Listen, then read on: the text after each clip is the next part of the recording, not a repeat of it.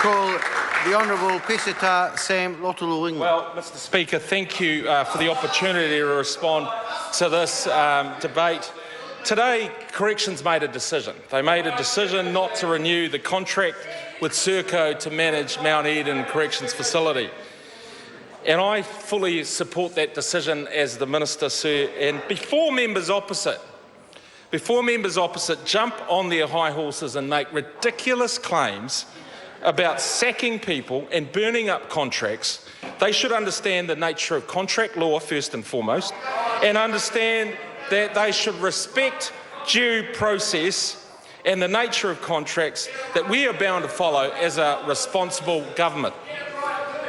By way of background, sir, just to elaborate on what went on today, that the parties signed a 10-year agreement in 2011. Not 2009, as that member says during his speech, but, you know, facts to him are a little bit elusive at times.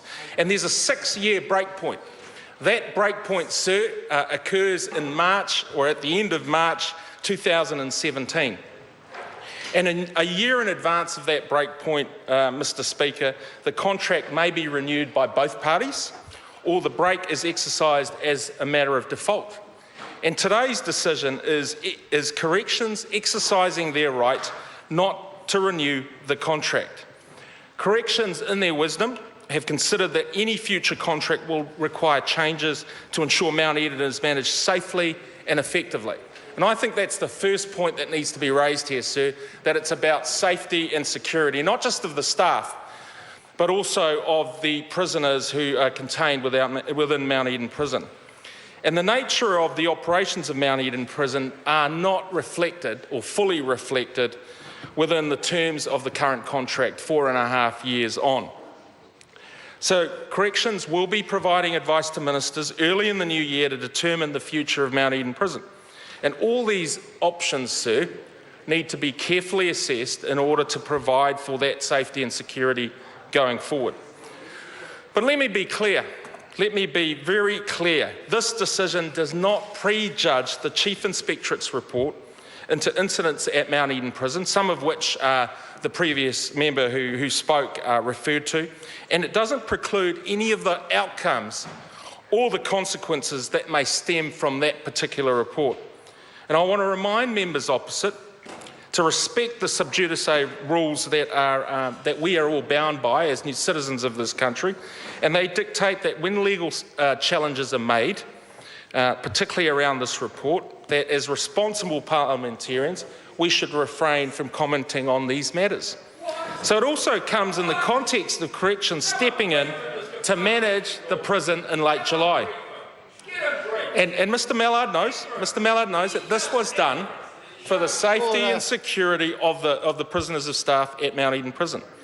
Now, members opposite again may be demanding that Serco cancel a contract both there and at Wiri, but that's just irresponsible, sir. That's absolutely irresponsible, and it shows a lack of understanding of contract law, and it shows a real lack of understanding of due process, and I know Mr Clendon has called for these actions to happen as well.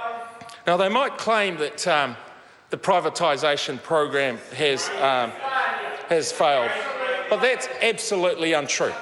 That's absolutely untrue, and this has always been about safety and security and not about ideological viewpoints. It's just that their hatred of members opposite of these types of private provision of services, actually it disguises their huge contribution that they have provided to social services in this country, the absolute huge contribution that they have. For example, early childhood education. Who provides some of the top quality early childhood education in this country? What sort of providers? Well, often they're private providers. And I hear members opposite actually wax lyrical about some of these providers because they are friends of theirs and they are people in our community that provide these services. What about aged care residential? What about the provision of residential care facilities in our communities? Private providers, again, provide some of the best services, some of the best provision of services in our community. Disability services. These are services that I would argue are given to vulnerable New Zealanders, vulnerable people, and it's funny we don't hear their crocodile tears from members opposite over these types of services. And it's clear, it's really clear, that it's the unions that are driving this ideology. It's absolutely clear. And the reason you also know it is because when there are assaults on prison officers, in public prisons, we don't hear a peep out of Cairns. We don't hear a peep out of the Labor Party, and we don't hear a peep out of the Green Party. That's right.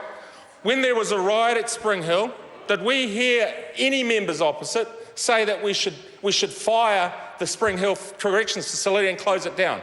Did we hear any of those statements made in this House? We didn't. We didn't, because this is driven by ideological viewpoints by those members opposite who are backed by their union mates. Absolutely backed by their union mates. Members also criticised Wiri Prison, and it's not based on anything to do with performance. The facts are that Wiri is working well, and they ignore the differences. They ignore the differences between Wiri Prison and Mount Eden Correctional Facility. Wiri is not a remand facility. It has different set of profile of prisoners. It doesn't have the risks inherent in a remand facility. Wiri is also purpose-built. And for those members opposite who have been out to Wiri, will understand that its focus is on rehabilitation, it's on working, and it's on education. And we can't base the performance of a prison based on someone's observations, what someone whispered to in his ear 10 years ago when he was walking down the street in Kaikoui.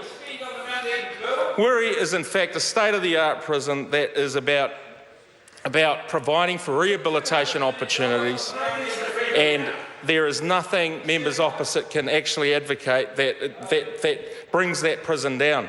It should be based on its performance. And then he talked about the track record of Serco overseas.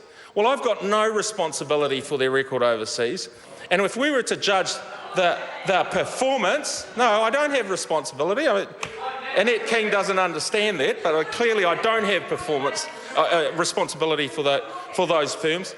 And if we were to judge solely on performance overseas, then many providers who are foreign-based would not be operating in this country. And members opposite know that's just an absurd assertion.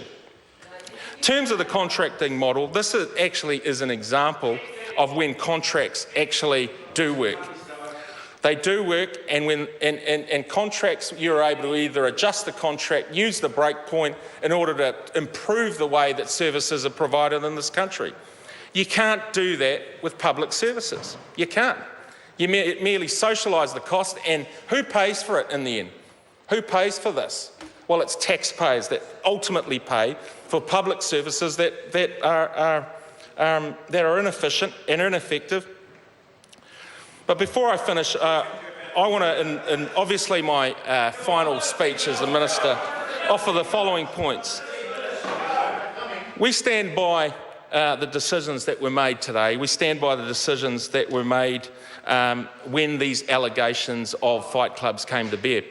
3 days after those fight clubs came to the fore, I ordered a review, and that review is currently still pending, subject to legal action. Secondly, Corrections stepped in after 8 days of seeing these allegations. They stepped in and took over the management of Mount Eden Corrections Facility, and now, today, Corrections have stated quite clearly that the contract will not be renewed. They will not be renewed. I also want to pay tribute to the 8,000 staff, the men and women who every day on the front line across this country are doing the work of Corrections to protect not just the members of Parliament in this chamber, but all New Zealanders, to protect all New Zealanders. And the work that they do is often unsung, often not fully represented in this House, but I want to pay tribute to those people that go out there. Some of them risk their lives every day, and they do a very, very good job. They work in our prisons, they work in our community corrections facilities right around this country. They work on rehabilitating people in order to be reintegrated back into society, and they also work primarily on the safety and security of New Zealanders. That's their primary function, and that's what these decisions have always been about.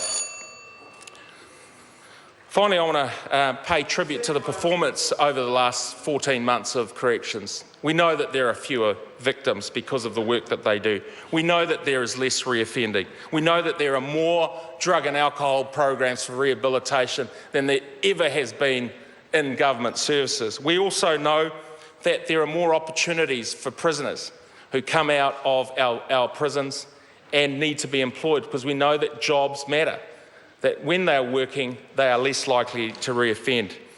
But we also know, Sir, that numeracy and literacy is an issue, and that's why we have rolled out numerous numeracy and literacy programs across this country in order to help rehabilitate those people that are within our prisons, but also out there in our communities. In summary, Sir, this decision is about the safety and security of Mount Eden Prison. I will never apologise for putting that up front as a priority. The Chief Executive has decided not to renew that contract. I fully support it, and I fully support this department. Sir, it's been an honour being the Minister of Corrections. Merry Christmas. Kia ora.